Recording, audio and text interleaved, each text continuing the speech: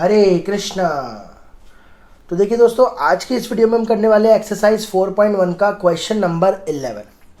तो देखिए, बहुत ही ज़्यादा ये इस चैप्टर का मतलब one of the most important question है।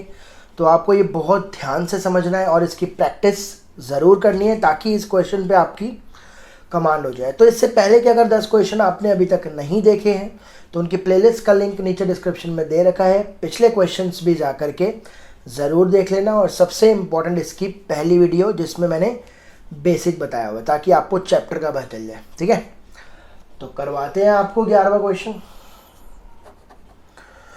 तो भाई सबसे पहले वही मानना है इसमें, let given statement be P N. जो भी ये स्टेटमेंट दे रखी है इसको क्या मान लेते हैं, इसको पी एन मान लिया। तो लिखेंगे P N equals to B N 1/1.2.3 1/2.3.4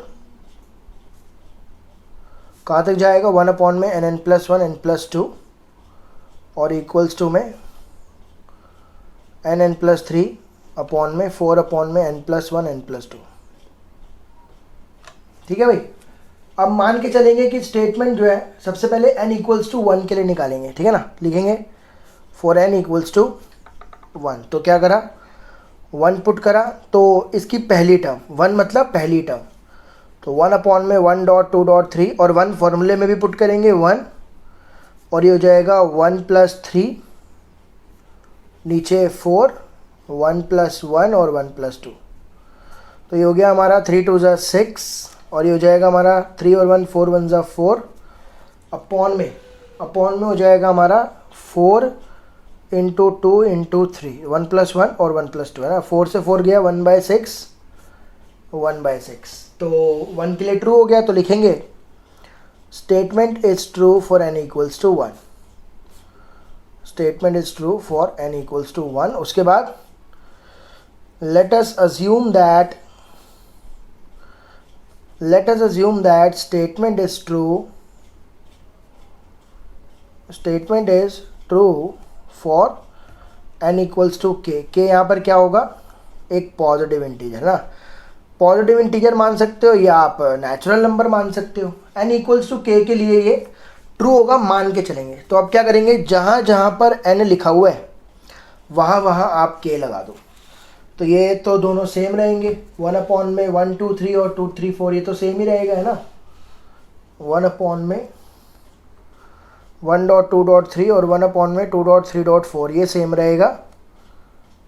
plus यहाँ पर ये हो जाएगा k+1 और k+2। ठीक है भाई, 1 में हो गया k+1 k+2 और इक्वल्स टू में ये हो जाएगा k+3 k+1 k+2। तो ये हो गया k+3 अपॉन में 4 k+1 k+2। बस अब हमको pk+1 ट्रू करना है इसकी हेल्प से, k की हेल्प से। तो लिखेंगे we shall now prove that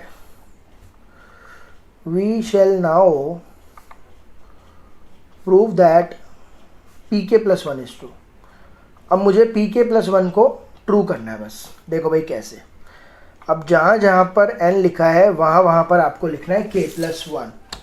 तो 1.2.3 2.3.4 ये तो सेम ही चलेगा। 1/1 2 3 और 1/2 3 4 ये सेम चलेगा। प्लस इक्वल्स टू, अब इसमें 1 में यहाँ पे आएगा n की जगह k+1, फिर k+1+1 फिर k+1+2। तो क्या हो जाएगा 1 में पहले k+1 फिर k+1+1 फिर k+1+2 ये हो गया। और इक्वल्स टू में क्या लिखेंगे, k+1+3 ऊपर में ये हो गया k+1 और यहाँ पे k+1+3 अपॉन में 4 तो है ही, यहाँ पे k+1+1 और k+1+2। तो ये हो जाएगा k+1+1 और k+1+2 इस तरीके से। ठीक है ना। तो इसको थोड़ा सा और सॉल्व करते हैं। 1 में 1 2 3 सेम चलेगा, 1 में 2 3 4 सेम चलेगा। ये क्या हो गया k+1, ये क्या हो गया k+2, ये k+3 इक्वल्स टू में फिर ये क्या हो गया k+1, ये k+4 अपॉन में 4 k+2 और k+3। तो भैया हमको इन दोनों को इक्वल करना है, इन दोनों को इक्वल करना है k की हेल्प लेकर के। तो मुझे क्या करना होता है, मुझे इसकी पिछली टर्म निकालनी होती है, इसकी प्रीवियस टर्म। मैंने बताया हुआ है अपनी पिछली वीडियोस में, इसकी प्रीवियस टर्म क्या होती है, k की लास्ट टर्म ये। तो इसकी प्रीवियस टर्म क्या होगी, 1 अपॉन में k+1 k+2, यही होगी इसकी पिछली टर्म, है ना भाई। अब यहाँ तक का आंसर मुझे बताओ, ये ना k+3 4 k+1 k+2, भाई 1 से लेकर के यहाँ तक का आंसर हो गया k+3 अपॉन में 4 k+1 k+2, 4 k+1 k+2, फिर प्लस ये 1 अपॉन में k+1 k+2 k+3, यहाँ तक का आंसर ये रहा। और प्लस में ये, इन दोनों को सॉल्व करके अगर ये बना दिया तो भैया फतेह हासिल कर ली हमने। ठीक है भाई, पहले दोनों में से कॉमन निकालो, कॉमन क्या निकल रहा है देख लो, 1 अपॉन में k+1 k+2 दोनों में कॉमन आ रहा है।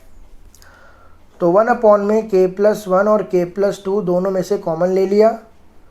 इधर क्या बचा, k+3 अपॉन में ये कॉमन तो 4 बचा, इसमें ये दोनों कॉमन तो ये बचा 1 अपॉन में k+3। अब ले डालो एलसीएम, तो 1 अपॉन में k+1 k+2 एलसीएम आएगा 4 k+3, दोनों को लिख दो।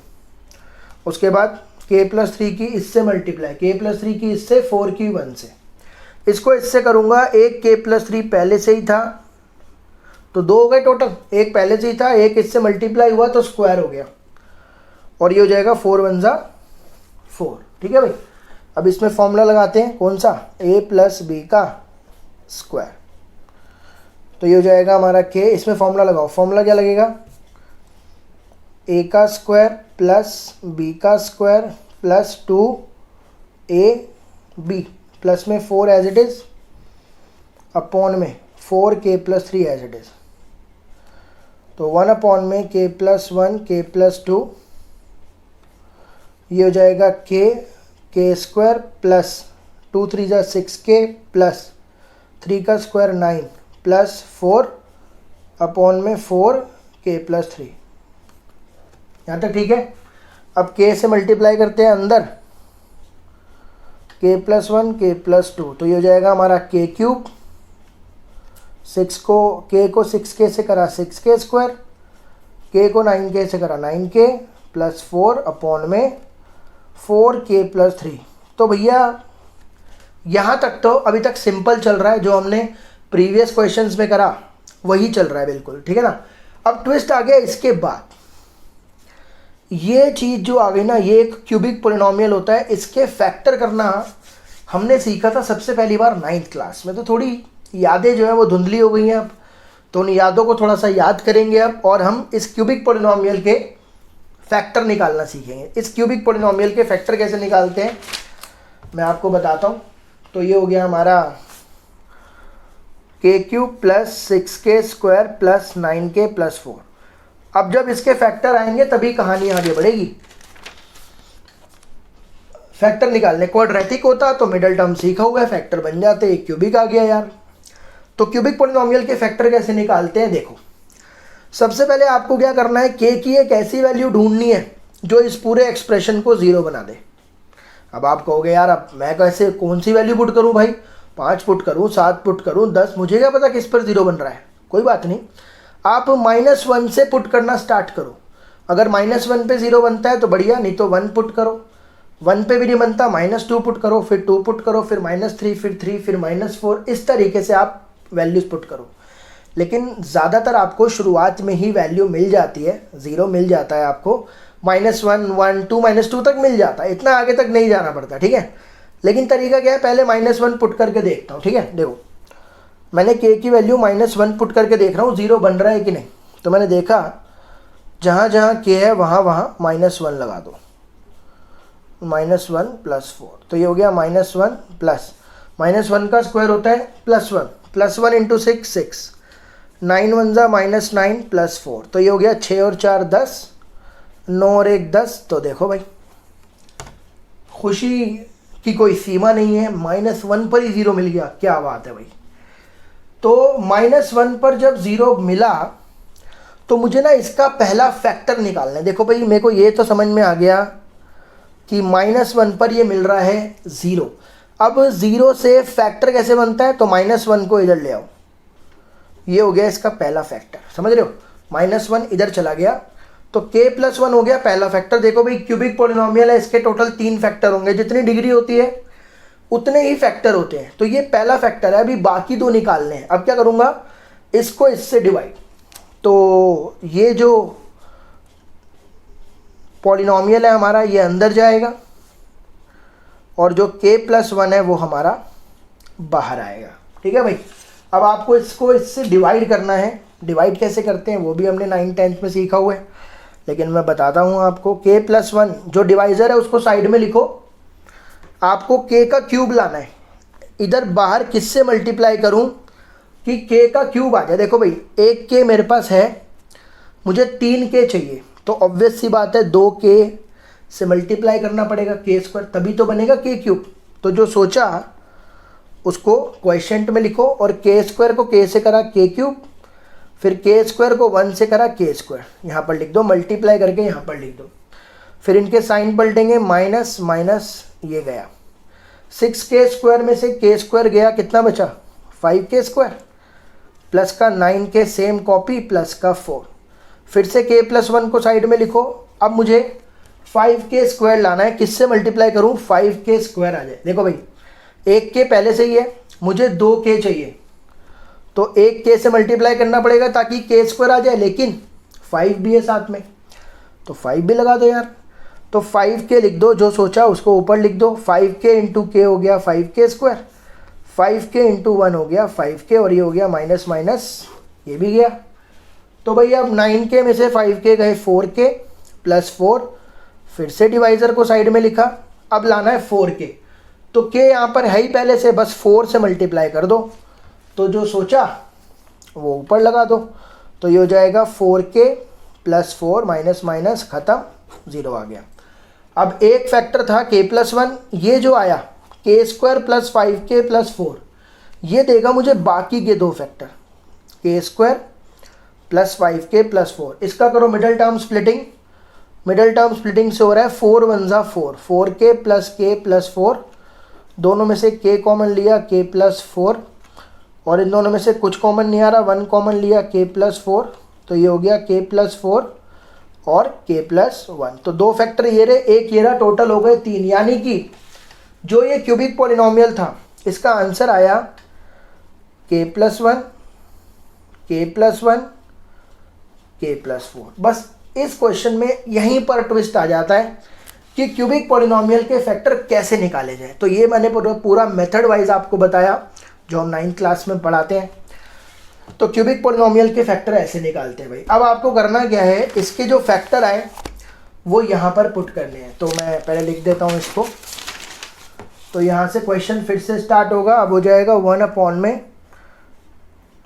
k+1 k+2 सेम, और जो क्यूबिक पॉलिनोमियल था हमारा ये, इसके फैक्टर क्या आ गए k+1 k+1 k+4। लिख देते हैं यहाँ पे k+1 k+1 k+4, और नीचे क्या चल रहा था 4k+3।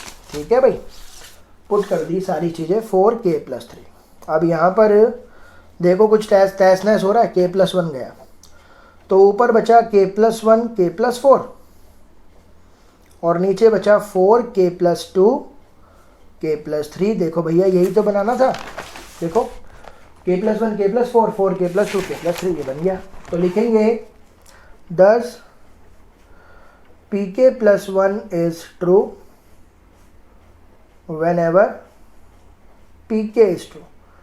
तो जब कभी भी pk ट्रू होगा तभी pk+1 ट्रू होगा। तो लिखेंगे from PMI statement is true for all natural number। सभी नेचुरल नंबर्स के लिए स्टेटमेंट क्या हो गई, ट्रू हो गई। तो उम्मीद करता हूँ ये 11th क्वेश्चन आपको समझ में आया होगा। अगर वीडियो में कोई भी दिक्कत लगी हो, समझ में कोई पार्ट ना आया हो, कमेंट करके ज़रूर बताएं। आगे आने वाली वीडियोस के लिए बने रहें, तब तक अपना ध्यान रखें। Thank you so much.